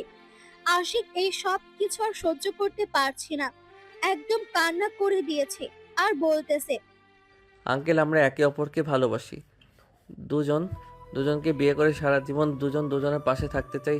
আপনি প্লিজ আমাদের এই সম্পর্কটাকে কলঙ্কিত করবেন না। তুই এখন যদি আমার চোখের সামনে থেকে না যাস তাহলে তোকে আমি খুন করতে আমি দুইবারও চিন্তা করব না। আমি ভুলে গেছি তোর ফ্যামিলির সঙ্গে আমার কোনো সম্পর্ক ছিল? জানিস না তুই কত বড় অপরাধ করেছিস? আজ যদি তুই আমার বন্ধুর ছেলে না হয়ে অন্য কেউ হতি, তাহলে এতক্ষণে তোর জানাজার অ্যানাউন্সমেন্ট হয়ে যেত। আশিক তখন আর কোনো কথা বলার সাহস পেল না, চুপচাপ কান্না করতে করতে সেখান থেকে চলে গেল। অপরদিকে তার ফ্যামিলির সবাইও বিষয়টা ততক্ষণে জেনে গেছে। সবাই গম্ভীর মুখে ড্রয়িং রুমে বসে আছে। আশিক রুমে প্রবেশ করা মাত্রই তার আম্মু তেড়ে এসে তার গালে কয়েকটা থাপ্পড় দিয়ে কান্না করে দিয়ে বলতে লাগলেন, এই দিন দেখার জন্য তোকে গর্ভে ধারণ করেছিলাম, কোলে পিঠে করে মানুষ করেছিলাম, আমাদের ভালোবাসা আর বিশ্বাসের এই প্রতিদান দিলি তুই। আম্মু, তোমরা অন্তত আমাকে ভুল বুঝো না, তোমরা অন্তত আমাদেরকে বোঝার চেষ্টা করো। আমরা তো দুজন দুজনকে ভালোবাসি। দূর হও আমার চোখের সামনে থেকে। আমরা তোর কোনো কথা শুনতে চাই না। কোন পাপ করেছিলাম জানি না, যার ফলস্বরূপ তোকে সন্তান হিসেবে পেতে হলো। আশিক যখন বুঝতে পারে যত যাই কিছু হয়ে যাক না কেন, কেউ তার কোনো কথা বিশ্বাস করবে না, আর কারোর কাছে সে কোনো কথার গুরুত্বও পাবে না, তাই চুপচাপ সেদিন বাড়ি থেকে বের হয়ে আসে। তারপর আর ফ্যামিলি কারোর সঙ্গে যোগাযোগ রাখে না। এদিকে 1 সপ্তাহ পার হয়ে গেল, প্রিয়াঙ্কা কথাও বলে না। সারাদিন চুপচাপ রুমের ভেতরই বসে থাকে, কারোর সঙ্গে কথা বলতে ইচ্ছে করে না। খাওয়া দাওয়া উপরে না, নিজের মতো করে করে। এই রুমের ভেতরে শুধু বসে থাকে। প্রিয়াঙ্কার মোবাইল ফোন, যেটা প্রিয়াঙ্কা ব্যবহার করত, সেটা তার বাবা নিয়ে গেছে এবং বাড়ির সবাইকে বলে দিয়েছে যেন কেউ কোনোভাবে প্রিয়াঙ্কার হাতে কোনো মোবাইল ফোন না দেয়। প্রিয়াঙ্কার বাবা এমনিতে মেয়েকে অনেক ভালোবাসতেন, কিন্তু এই ঘটনা হয়ে যাওয়ার পর তিনি প্রিয়াঙ্কার সঙ্গে কোনো কথাই বলেন না। আসলে হয়তো সব বাবারাই এমন, তারা তাদের রাজকন্যাকে অনেক বেশি ভালোবাসে, আর তাদের রাজকন্যারা যখন তাদের মান সম্মানের আঘাত আসবে এমন কোনো কাজ করে, তখন আর তারা এটা মেনে নিতে পারে না। প্রিয়াঙ্কার বাবার ক্ষেত্রে এরকমটাই হয়েছে। তবে প্রিয়াঙ্কাও একটু, যদি সে তার বাবার সঙ্গে কথা বলার চেষ্টা করে না। এদেরকে দেখতে দেখতে 6 মাস কেটে গেল। প্রিয়াঙ্কা আর আশিক কেউই ভার্সিটিতে যায় না। ভার্সিটি থেকে মাঝে মধ্যে প্রিয়াঙ্কার বান্ধবীরা আসে প্রিয়াঙ্কার সঙ্গে দেখা করতে, তার সঙ্গে কথা বলতে, কিন্তু কেউ আর সেভাবে কোনো কথা বলতে পারে না। তার চোখের নিচে কালি পড়ে গেছে, চেহারা একদম শুকিয়ে কাঠ হয়ে গেছে, বলা চলে তার দিকে তাকানোই যায় না। এদিকে সেদিনের পর আশিকের আর কোনো খোঁজ পাওয়া যায়নি। যদিও তার ফ্যামিলি অনেকবার তাকে খোঁজার চেষ্টা করেছে, কিন্তু তাতে কোনো লাভ হয়নি। অনেক চেষ্টার পরেও কোনো হদিস মেলেনি। তখনই ইতালি প্রবাসী এক ছেলের সঙ্গে প্রিয়াঙ্কার বিয়ের সম্বন্ধ আসে। ছেলে কম্পিউটার ইঞ্জিনিয়ার। ছেলের ফ্যামিলি ব্যাকগ্রাউন্ড খুবই ভালো, তাই প্রিয়াঙ্কার বাবা আর এক মুহূর্ত দেরি না করে এই ছেলের সঙ্গে প্রিয়াঙ্কার বিয়ে দেওয়ার সিদ্ধান্ত নেন। প্রিয়াঙ্কার সঙ্গে এই ব্যাপারে কথা বলতে চায় তার পরিবার, কিন্তু প্রিয়াঙ্কা এই ব্যাপারে কোনো কথাই বলে না, একদম চুপ হয়ে থাকে। আর এদিকে তার ফ্যামিলি মনে করে চুপ হয়ে থাকা সম্মতির লক্ষণ, তাই তারা বিয়ের আয়োজন করে। বিয়েটা হয়ে যায়, কিন্তু দুর্ভাগ্যজনকভাবে প্রিয়াঙ্কাকে তার শ্বশুর বাড়িতে নিয়ে যাওয়ার আগেই তার হাজবেন্ডের একটা ফোন আসে।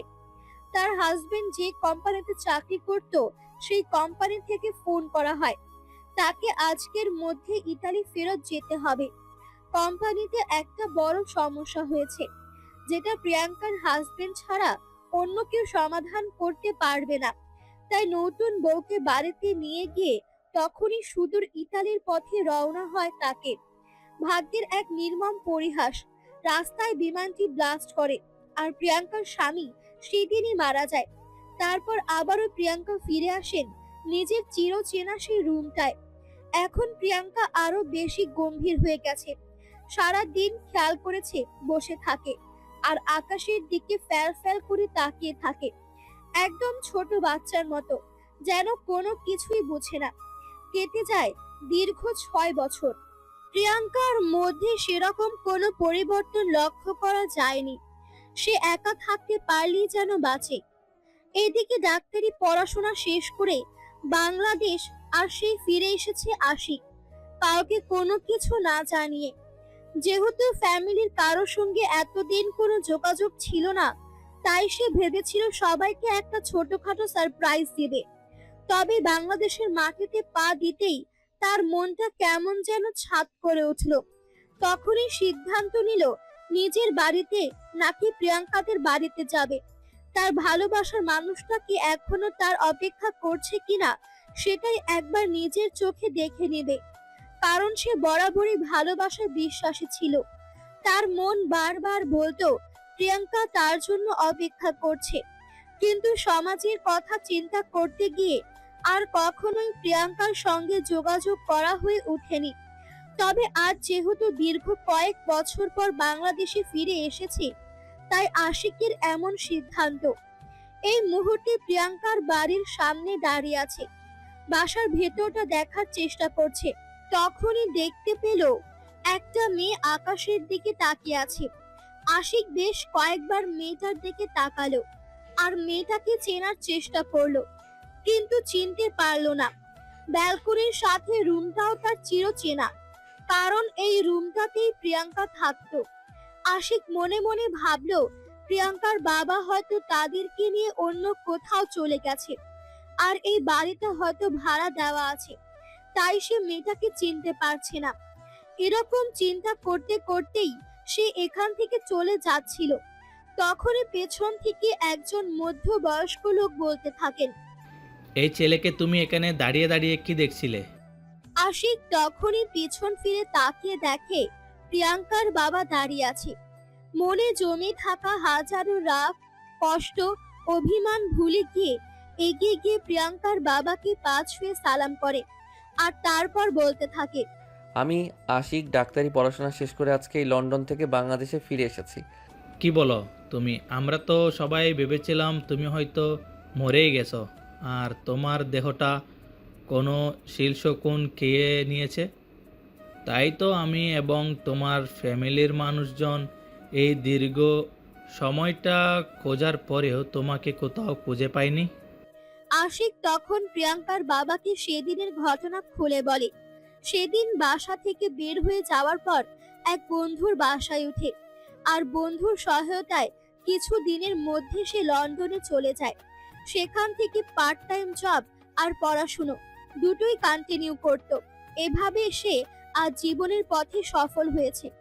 কথাটা শুনে কান্না করে দেন প্রিয়াঙ্কার বাবা, আর তখনই আশিকের হাত দুটো ধরে বলতে থাকেন, প্লিজ বাবা, আমি অনেক বড় ভুল করে ফেলেছি, তুমি আমাকে ক্ষমা করে দাও। তোমার জীবন থেকে আমি তোমার ভালোবাসাকে কেড়ে নিতে পারিনি। তোমার ভালোবাসা আজও তোমার অপেক্ষায় আছে। আপনি সত্যি বলছেন তো আঙ্কেল? প্রিয়াঙ্কা এখনো আমার অপেক্ষাতেই আছে, অন্য কাউকে বিয়ে করেনি? না, বিয়ে করেনি, আর করবেই বা কী করে। আমি দেখে শুনে একটা ছেলের সঙ্গে বিয়ে দিয়েছিলাম, কিন্তু মেয়েটার আর সংসার করা হলো না। সেদিন বিয়ে হলো যেদিন রাতেই তার হাজব্যান্ড মারা গেল। আর তখনই আমি মনে মনে ভেবেছিলাম আমার মেয়ের কপালে হয়তো তুমি ছাড়া অন্য কোনো পুরুষ জড়তে পারে না। তাই আর দ্বিতীয়বার মেয়েকে বিয়ে দেওয়ার চিন্তাটাও করিনি। অপেক্ষা করেছিলাম সবাই হয়তো কোনোদিন তুমি ফিরে আসবে, আর আজ ফিরে এসেছো। কথাটা শুনে দু চোখ দিয়ে অঝরে জল ঝরতে থাকে আশিকের। তখনই আশিক প্রিয়াঙ্কার বাবাকে বলতে থাকে, আমার জান পাখিটা কই বলেন না? তারে একবারে কেউ জড়াইয়া ধরি, কলিজাটা আমার পুইরা গেছে। কলিজা ডারে একটু জড়াইয়া ধইরা আত্মাটারে ঠান্ডা করি। ওই যে দেখো উপরে তার রুমের বারান্দায় বসে আছে, সব সময় এখানে এভাবেই বসে থাকে। কথাটা শোনা মাত্রই আশিক আর এক মুহূর্ত দেরি না করে বাড়ির ভেতরে প্রবেশ করে, আর দৌড়ে প্রিয়াঙ্কার রুমের ভেতর চলে আসে। সেখান থেকে সোজা ব্যালকনিতে। প্রিয়াঙ্কা এখনো আনমনা হয়ে আকাশের দিকেই তাকিয়ে আছে। তখনই সে প্রিয়াঙ্কাকে পেছন থেকে জড়িয়ে ধরে। হঠাৎ কারো স্পর্শ পেয়ে প্রিয়াঙ্কা অনেকটা ভয় পেয়ে চিৎকার দিতে যাবে। তখনই আশিক পেছন থেকে সামনে এসে প্রিয়াঙ্কার ঠোঁট দুটো নিজের দখলে নিয়ে গভীরভাবে চুমু খায়। প্রিয়াঙ্কা তো পুরোই তাসকে খেয়ে গেছে। সে চোখ বড় বড় করে তাকিয়ে আছে। চুমু খাওয়া শেষ হলে আশিক যায় না তার সামনে দাঁড়ালো। তখনই প্রিয়াঙ্কা লাফ দিয়ে উঠে আর বলতে থাকে, আরে তুমি এখানে? হ্যাঁ জান পাখি, আমি বেঁচে আছি আর তোমার ভালোবাসায় আমাকে বাঁচিয়ে রেখেছে। ততক্ষণে প্রিয়াঙ্কার দু চোখ দিয়ে টপ টপ করে জল পড়তে থাকে। তখনই আশিক প্রিয়াঙ্কার চোখ দুটো মুছে দিয়ে তাকে শক্ত করে জড়িয়ে ধরে বলতে থাকে, আমি চলে এসেছি ময়না, তোমার কষ্টের দিন শেষ। একদম কান্নাকাটি করবে না, এখন থেকে তোমার পুরো জীবনটা রঙিন করে দেওয়ার দায়িত্ব আমি নিলাম। এই বলে দুজন দুজনকে জড়িয়ে ধরে আর কান্না করতে থাকে। তবে এই কান্না কোনো কষ্টের নয়, ফিরে পাওয়া ভালোবাসার। যেখানে দুটি মানুষই দুজনকে ফিরে পাওয়ার আশায় ছেড়ে দিয়েছিল, সেখানে আবারও তারা এক হতে চলেছে। সেই খুশিতেই কান্না করছে দুজন, কারণ তাদের জীবনের দুঃখের পাঠ শেষ হয়ে গেছে। এখন থেকে শুধু সুখ আর সমৃদ্ধিতে ভরপুর হবে তাদের জীবন। সুপ্রিয় ভিউয়ার্স, আমাদের আজকের গল্পটা এই পর্যন্তই ছিল। আশা করি গল্পটার মধ্য দিয়ে আপনাদেরকে একটু হলেও ভালো লাগা উপহার দিতে পেরেছি। গল্পটা আপনাদের কাছে কেমন লেগেছে ছোট্ট একটা কমেন্টে জানাবেন। ভালো লাগলে চ্যানেলটি সাবস্ক্রাইব করে পাশেই থাকবেন। ধন্যবাদ সবাইকে এতক্ষণ সাথে থাকার জন্য।